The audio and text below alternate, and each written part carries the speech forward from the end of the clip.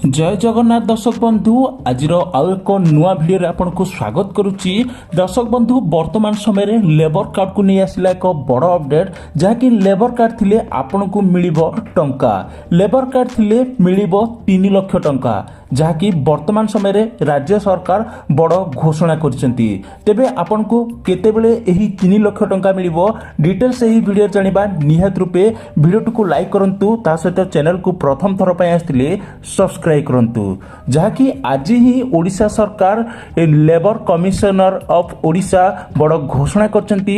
ओडिशा कोठाबाड़ी और अन्य निर्माण श्रमिक कल्याण बोर्ड तरफरु बड़ घोषणा होईची।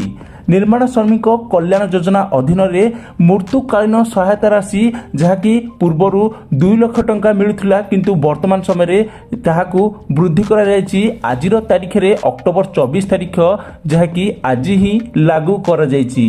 स्वाभाविक मृत्यु सहायता 2 लाख टंका पूर्वर मिलुथिला किंतु वर्तमान समय 3 लाख टंका को वृद्धि करा जायछि। यदि आपनको पाखरे लेबर कार्ड थिबो तेबे पूर्वर 2 लाख टंका सहायता मिलुथिला मृत्यु समय रे जहाँकि मृत्यु हेबा परे स्वाभाविक सहायता राशि बाबद रे सरकार 2 लाख टंका अर्थ राशि दउथिले किंतु वर्तमान समय रे ताहाकू 3 लाख टंका को ओडिशा सरकार वृद्धि करछंती।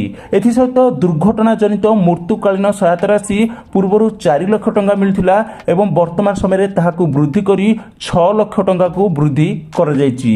नियत रूपे यदि आपनको पाखरे वर्तमान समय रे लेबर कार्ड रहिछि ताहाले स्वाभाविक मृत्यु हेले पूर्वर 2 लाख टंका सरकार सहयोग करथिले किंतु वर्तमान समय रे ताहाकू वृद्धि करी 3 लाख टंका को वृद्धि कर जायछि।